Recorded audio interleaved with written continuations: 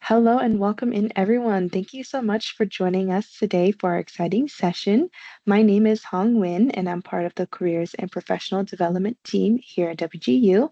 Specifically, I serve as Employer Relations Partner.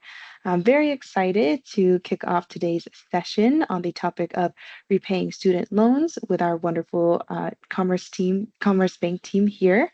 It's always such a pleasure to have them present with us. And today they'll be sharing on some essential tools for borrowers and exploring various repayment plans. So with that, I'd like to kick it off to our wonderful presenter here. Cassandra, the floor is yours. Thank you. My name is Cassandra Kropp. I'm from Commerce Bank on the workplace banking team. I also have Ashley and Matt on today to help answer any questions. And we're going to talk about repaying your student loans. So today, starting with the basics, this course will explain tools available to you as a student loan borrower and the many repayment plans in place to suit a variety of financial needs. You will also learn strategies and methods for making the repayment process easier, including a few opportunities when debt might be alleviated.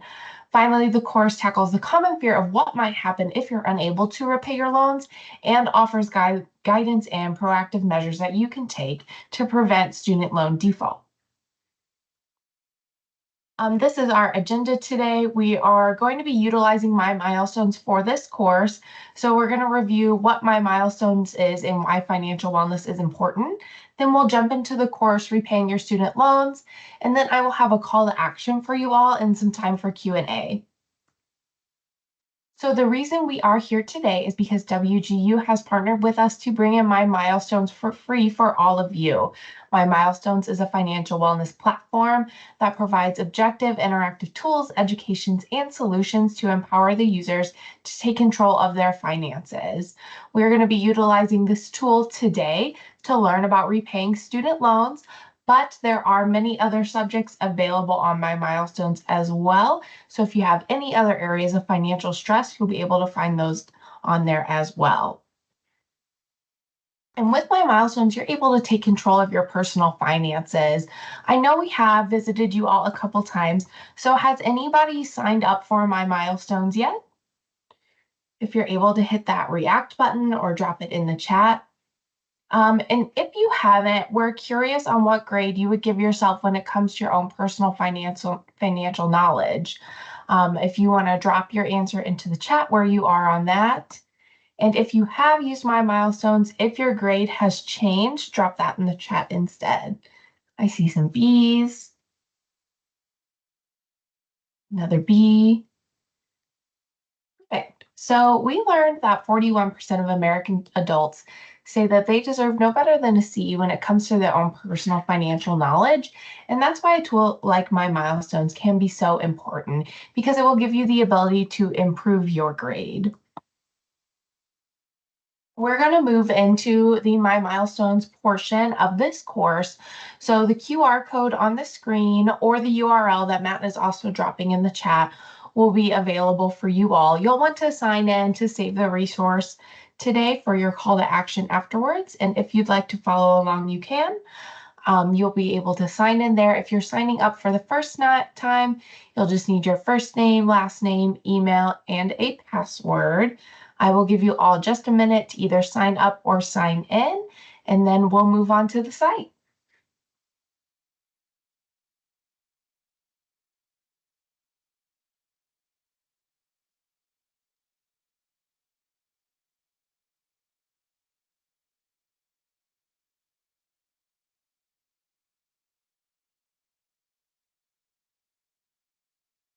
And then if you have any questions or trouble getting in, just go ahead and pop it in the chat and Matt or Ashley can assist you.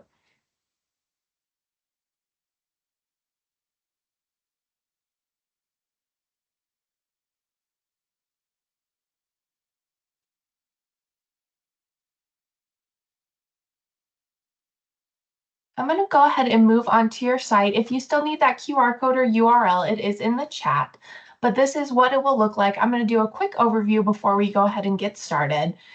I went ahead and filled out your financial wellness checkup, but if you're signing in for the first time, it will prompt you to do that. That is a quick 5-minute questionnaire to give My Milestones an idea of what areas are important to you. Also on your dashboard, you can find different things like a welcome message. You can set a streak goal. I'm going to show you what that looks like here.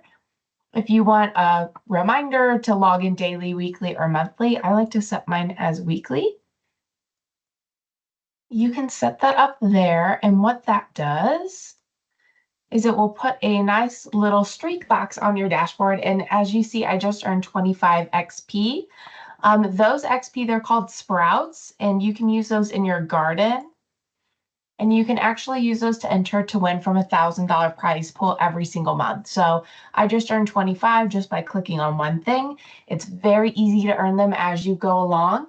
And then you can get rewarded for just learning about your finances. Also, I will show you on our dashboard here. I did take the financial checkup, but this is what it might look like after you take yours. It will give you some top recommendations based on how you answered the questions and the recommendations by type. So you can filter it in the way that you like to learn best. If you want to take a course, meditate, journal, watch a video, however you like to learn, you can filter it that way as well. One more area I would like to highlight on our dashboard is the Commerce Bank and Solutions. You do not have to bank with Commerce to use my milestones, but if you do have a question about a banking product or banking area and would like to contact us, you can do that here.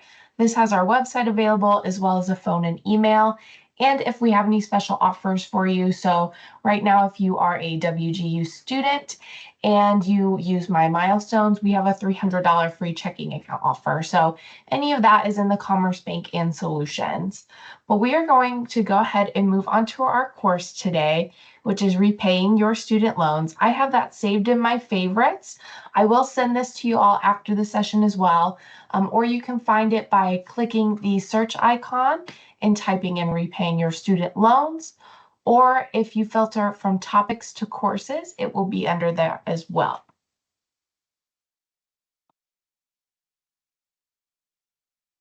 So this course, it will show you what we're going to learn about, how long the course is, and what is included. Each course has a pre-course setup. I went ahead and filled out some example questions in it. So when you do it on your own, it's going to ask if you're currently a student, what type of degree program you're enrolled in, what best describes your academic future, and some pre-course questions to see where your knowledge is at. I did complete those so that we can get right into the course itself.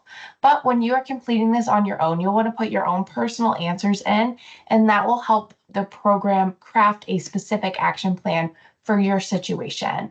So we are going to start right with the course.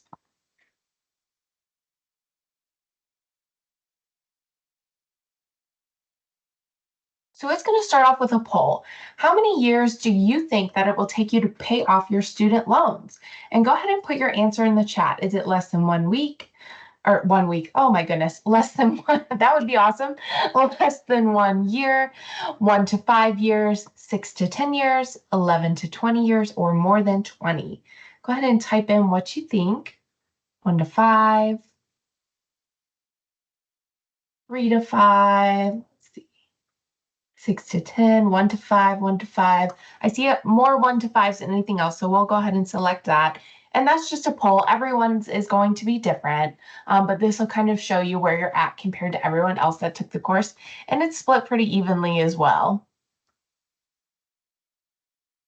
So do you know how much you owe? The first step when starting any sort of debt management plan is to know what you owe. So luckily, details of federal student loans you have taken out in your entire career can be found in one place. We're going to watch this quick video called Know What You Owe.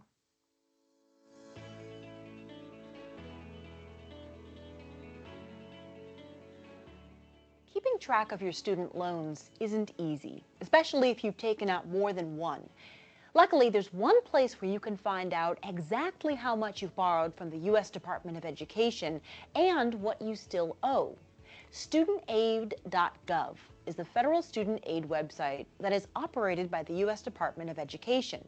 It keeps track of all the loans they manage, namely Title IV federal direct student loans, and in some cases, older Perkins loans too. You can log in anytime to see a list of your federal direct student loans and how much is still outstanding on them. It's important to note that if you have private loans or federal loans from federal agencies other than the Department of Education, these will not show up on studentaid.gov. In order to get access to the Federal Student Aid website, you must first create an account. And to do this, simply go to studentaid.gov and click on Create Account, which will allow you to create an FSA ID. If it's not immediately visible, a search should get you there. The Federal Student Aid website is a great way to track your loan repayment progress, and it can also help you identify which of your loans are subsidized and unsubsidized, so you can prioritize which ones to repay first. It's important to remember that the Federal Student Aid website is not the same as your loan servicer. Although it can give you detailed information on your specific federal direct student loans, your loan servicer is who you'll need to contact if you have any questions about your loan or are struggling to repay your loan. Same goes for the servicers of any private or alternative loans you may have outside of the Federal Student Aid website. Being reminded of how much money you owe isn't exactly pleasant, but if you want to keep on top of your loan payments, it's important that you keep tabs on this kind of information. And with the Federal Student Aid website, it's never been easier to do just that.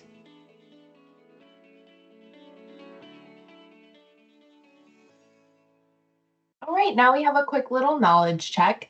The Federal Student Aid website, studentaid.gov, Matt also did drop that in the chat, is made available to students and former students only once they have borrowed more than $10,000 in federal student loans. Is that true or false? Go ahead and drop your answer in the chat.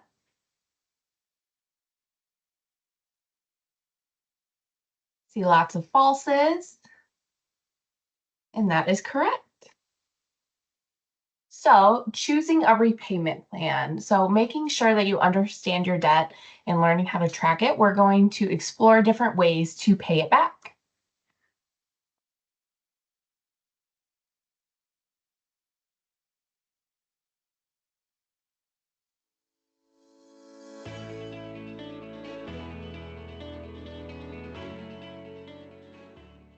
There are quite a few repayment plans out there, and if you can't decide on one before repayment starts, you'll automatically be enrolled in what's called a standard repayment plan.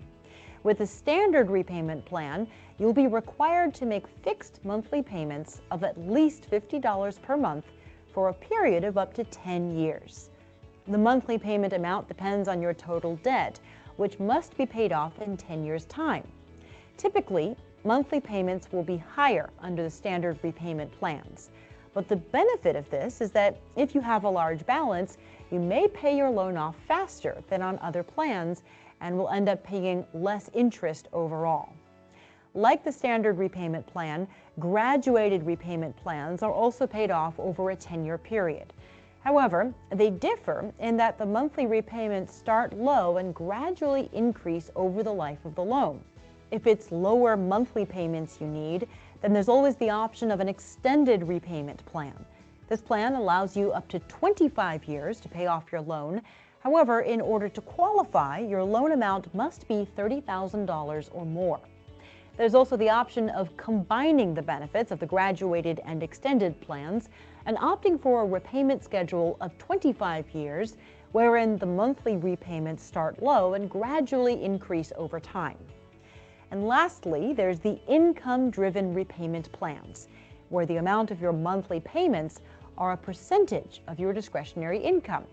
There are several different types of income-driven repayment plans, all of which are designed to work around your personal circumstances and make your student debt more manageable. While the selection of loan repayment plans can be overwhelming, you're bound to find one that works for your budget and life goals. And if either of those things ever change, don't worry. You can always switch to a different repayment plan along the way.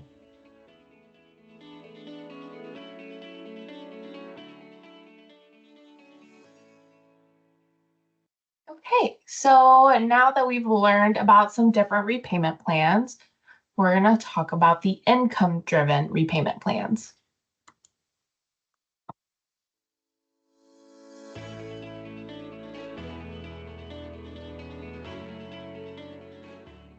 If you want or need to lower your monthly loan payments, then an income-driven repayment plan might be right for you. Essentially, an income-driven repayment plan bases your monthly payments on your income. The more you earn, the more you pay each month. These plans can extend your repayment plan up to 25 years. Any remaining balance at that point would be forgiven. But there are a couple of other factors that come into play as well. Along with your income, the amount of the loan you originally borrowed also impacts how much you'll be expected to pay back each month. Another big factor is how many dependents you have living with you. The more dependents you have, the less your monthly payments will be. The easiest way to see a realistic estimate of how much you need to pay is to visit the Loan Simulator tool on the studentaid.gov website, where you can enter all of your loan information and get a close estimate of what you need to repay each month and for how long. Once you've got your repayment estimate, you can go ahead and apply for an income-driven repayment plan. Just remember that since your income and family size are likely to change throughout the course of your loan, you'll be required to reapply for your repayment plan each year on the same date. If your application is approved, you will be placed on one of the following income-driven repayment plans. The Pay-as-you-earn plan, which limits monthly payments to 10% of your discretionary income. The Saving on a Valuable Education plan, which also limits monthly payments to 10% of discretionary income, but also comes with an extended repayment period for some graduate students. The Income-Based Repayment Plan, which caps payments at 10% to 15% and follows a 20-year repayment schedule. The Income Contingent Repayment Plan, which comes with a slightly higher payment of 20% of one's income. And finally, the Income Sensitive Plan, which bases monthly payments on your income for up to 15 years. One thing to keep in mind, if you think you may qualify for a public service loan forgiveness, an income-based repayment plan is your best option. This way, you can keep your monthly payments manageable until the remaining portion of your loan is eligible for forgiveness after the 10-year period. A standard plan, on the other hand, requires that you pay off your loan within those 10 years. So even if you do qualify for forgiveness, you will have to have it paid off entirely, and there will be no balance left to forgive. If you think that an income-driven repayment plan might be right for you, speak to your loan servicer today to see if you qualify.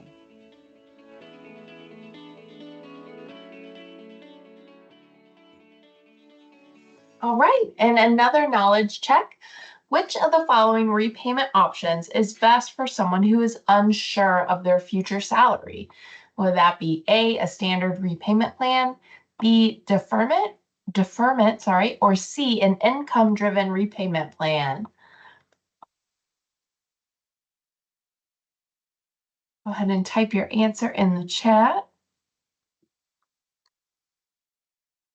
See a C, income-driven.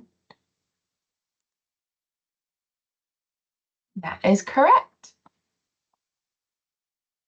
So once you have a repayment plan in place, the next step would be making consistent and timely monthly payments.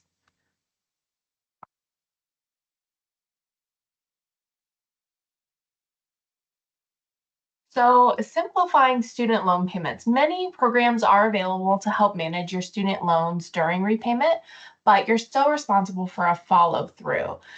So we're just going to do a quick overview. Knowing how much you owe, we've already talked about that. It's definitely satisfying to watch that number go down each month, but also very important to keep track of your outstanding amounts. Know your servicer, not just who they are, but also what they offer, and very importantly, how to contact them. Consolidate. Not every loan will qualify, and not every consolidation offer results in a better deal, but if it's right for you, consolidation can make more of a streamlined payment process. Paying off loans with higher interest rates first. If you prioritize those, you will have some maximum savings. Registering for an online account, setting communication preferences, including opting in to any newsletters or update notifications so you can stay up to date on any important changes that may affect your loans. Enrolling in auto pay. There are multiple benefits to auto pay each month, not needing to remember your due dates, so no late payments, no hassle transactions, and sometimes you also get a lowered interest rate as well if you enroll in auto pay. Paying your servicer and not a third-party company. Be wary of third-party loan consolidations or forgiveness scams. There is nothing simple about getting duped. And I love the way that is worded. That's absolutely true. And ask for help. If you ever find yourself in financial distress and you're not able to make your payments, just notify your lender immediately and they might have some more solutions for you. And routinely reassess your repayment plan. So if you don't plan on receiving loan forgiveness or cancellation, it's wise to pay off your loans as quickly as possible. So when your financial situation allows, consider making more aggressive payments.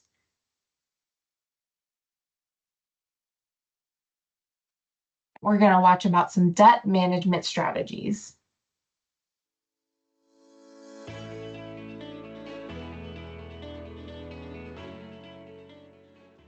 The idea of carrying around tens or hundreds of thousands of dollars in student debt isn't a very pleasant one. For a lot of people, managing this much debt can be very stressful and very confusing. Fortunately, however, there are some strategies that can help. You just need to know about them. If at all possible, one of the best things you can do is to pay the accrued interest before repayment begins, thereby reducing the total loan amount when repayment starts. Once you're in repayment, you can also pay more than your monthly payment to potentially get ahead of your payment schedule. Just be sure to check with your servicer for details. In addition to paying off your loan faster, prepayment also helps reduce the total amount of interest being accrued on your loan, saving you money in the long run. For some people, however, the monthly payment is difficult to pay. For these individuals, there is always the possibility of changing to a different repayment plan if they feel their monthly payments are too high or that they may need longer to pay them off. If you're someone who has multiple federal loans that are becoming too hard to manage, then you might also want to think about consolidating them into one loan. This will leave you with just one single monthly payment and a longer period of time over which to repay your loan. It might also open you up to the option of loan forgiveness. Similar to changing repayment plans, loan consolidation can be done at any time and for no additional fee. All you need to do is to speak to your loan servicer. Your loan servicer is the company that oversees the billing of your student loan. But more importantly, it's the place to go when you need any advice on managing your student loan debt. If you're struggling to repay your loan, you can speak with your loan servicer anytime to get advice on changing plans and loan consolidation. One last note. A crucial component of managing your student loan debt includes knowing all options for loan forgiveness and discharge. If you're one of the lucky few, it's worth taking advantage of. As you can see, when it comes to student debt management, there are a lot of options and resources designed to help. And now, hopefully, you know how to use them.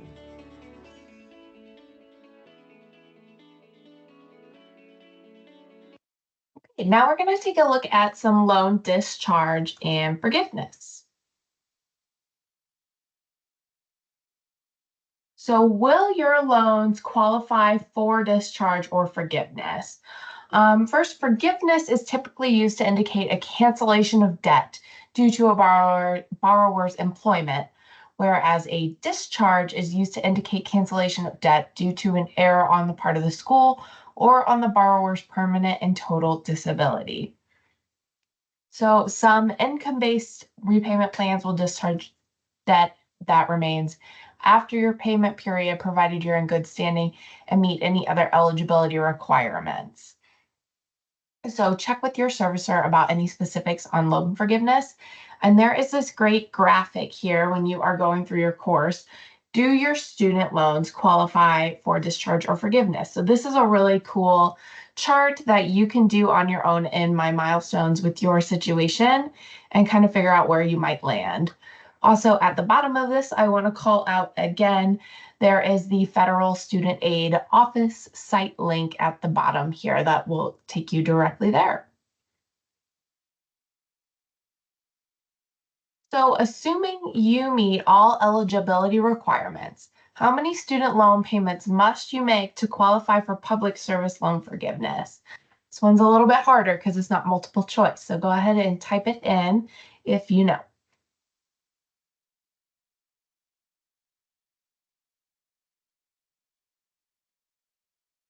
That's right, it is 120.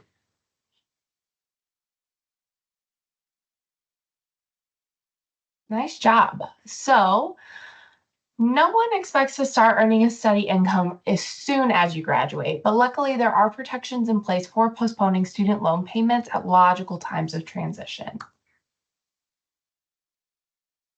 So postponing student loan payments, deferment, and forbearance. We're going to take a look at this. The first thing you would want to do if you're in this situation would be to contact your loan servicer. They may be able to switch your payment due date or offer a lower monthly payment or suggest a different repayment plan. The next step would be to apply for deferment. A deferment allows you to postpone your payments for a specified period based on authorized reasons, such as you're in school, unemployment, economic hardship, cancer treatment, and military service. So during periods of deferment, depending on your loan type, the federal government may pay the interest on your eligible subsidized loan. Then it's possible to apply for forbearance. That is an arrangement that allows you to either postpone your monthly payments or make smaller payments for a specified amount of time. Interest will continue to accrue during forbearance and may either be paid during or added to your loan balance. And another option might be consolidating.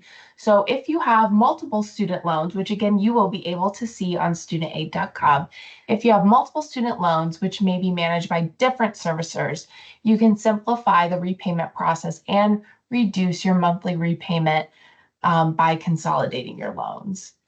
And just some key things to remember, you're not required to make payments until your grace period is passed. Deferment and forbearance are not available to you if your loans are in default. You're responsible for making your student loan payments until your request for deferment or forbearance has been granted. If you stop paying prior to approval, you'll become delinquent and your loans will go into default. Deferment and forbearance are temporary solutions. Postponing your loans may result in increased debt, as many loan types will still accrue interest. And not everyone qualifies for deferment. And then for eligibility guidelines, again, you can view that Federal Student Aid Office link there.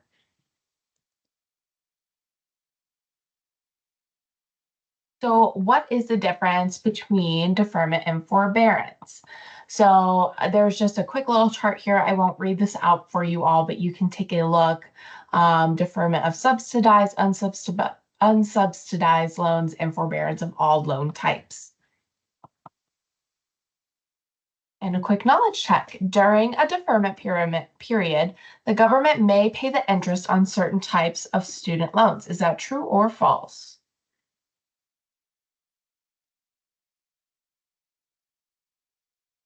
And that is true, depending on the type of loan.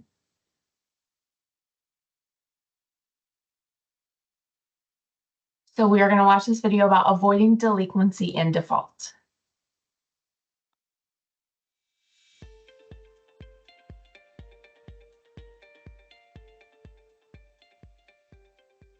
Whenever you take out a loan, you make a promise, and the consequences of breaking that promise can be severe. To stay in good standing with your student loan servicer, you'll want to avoid delinquency and default. Put simply, delinquency is when you fail to make loan repayments on time. Your student loans become delinquent the very first day a payment is late. Depending on the type of loans you have, after a certain period of delinquency, your loans will be in default. For most federal loans, default occurs after the failure to make payment for 270 days. Why is this so bad? Well, the consequences of delinquency and defaulting are pretty serious. For example, typically, after 90 days of delinquency, your loan servicer may file a report with the 3 major credit agencies and your credit score will take a hit. When you default on a loan, your credit score can drop even further. A low credit score makes it much harder to qualify for loans in the future and likely increases the interest rate on any future loans you may take out. And if a lowered credit score isn't bad enough, when your loans go into default, the government may even garnish your wages. Alternatively, your lender might transfer your debt over to a debt collection agency, which may demand that you repay the debt in full immediately. Failure to do this can result in having to go to court, thereby incurring even more expenses. Needless to say, any of these outcomes can have far-reaching consequences on your ability to live a financially secure and stable life. So, the best things to do: set up a payment plan that works for you and make timely payments every month. Avoid delinquency and, more importantly, avoid defaulting. You can do this by maintaining contact with your loan servicer whenever your financial situation or personal information changes, or if you just need help keeping on top of your loan payments. And if need be, you can always take advantage of one of the many debt management strategies that are designed to help you avoid defaulting on your loan. If you think you might be at risk of falling behind on your student loan payments, contact your loan servicer immediately. At the end of the day, this is precisely what they're there for.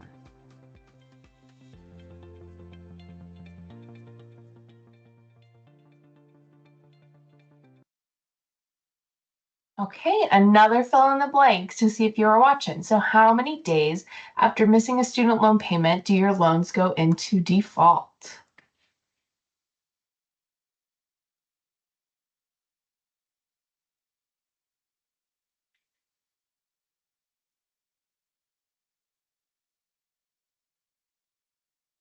See a 90, that's not quite right. Does anybody else have a different answer? 270, great job, Sherika, 270.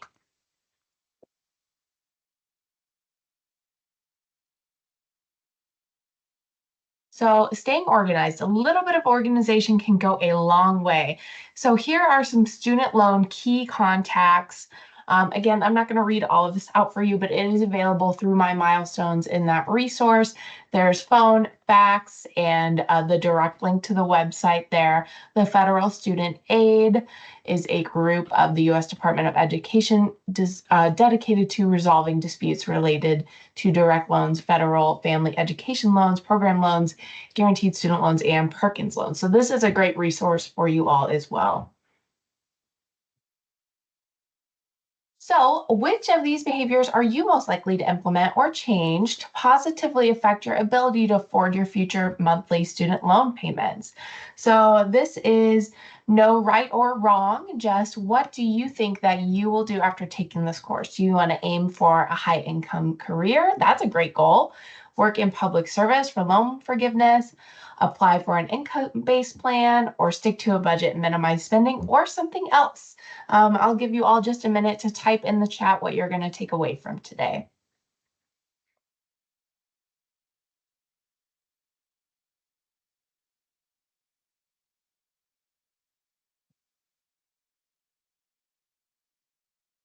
Aim for high income career. That's a great one. All of the above. Yeah. Yeah, absolutely.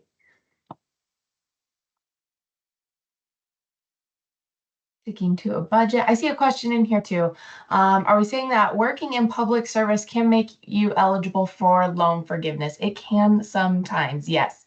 And that's something, again, you will find more information on our best friend from the session, the studentaid.gov. Matt, would you mind dropping that link again so we have it at the top of our chat? All of the above too, great. Well, I can only click one on here, but I love that we have more than one goal. That's awesome. And then this is just asking how we feel about our knowledge on repaying student loans. I'm going to say we feel great. And then we're going to go through our course completion. So now that we've completed the course, this is what it will look like. Yours may look a tad bit different.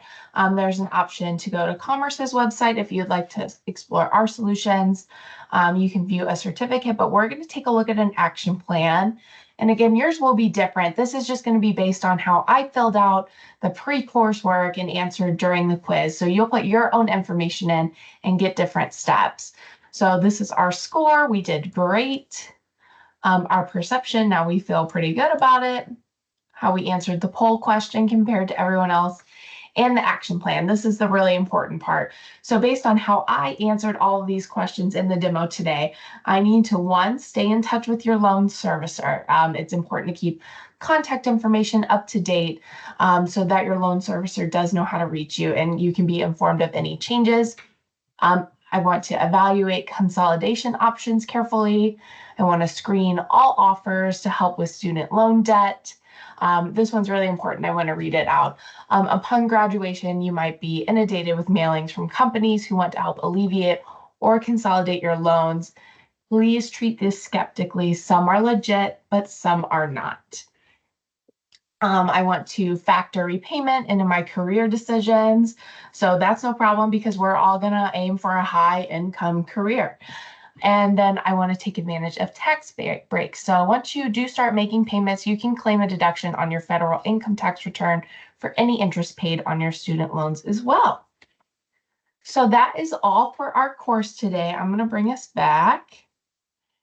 And there is that QR code again if you need it, and it will be sent out as well. Leave that up for just one moment.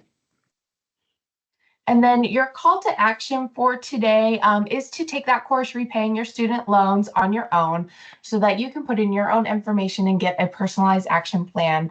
There's also a really great article, how to access your federal student loans and grants, that we'll be sending out as well. And those are direct clickable links. And then if anybody else has any extra questions, please feel free to come off mute or toss it in the chat. If not, I will pass it back to Hun. Awesome. Thank you. We'll just give a minute here. If anyone has any questions, please feel free to put them through the chat, or you can raise your hand and come off mute there. And then if you do think of any questions, maybe a day or two later, that's okay. Feel free to email me and we'll make sure that gets through to our Commerce Bank team. And thank you all for your time today as well. I know we're all very busy, especially as students, but it's really important that everyone takes the time for themselves for financial education and wellness. So I really appreciate you all spending some time today.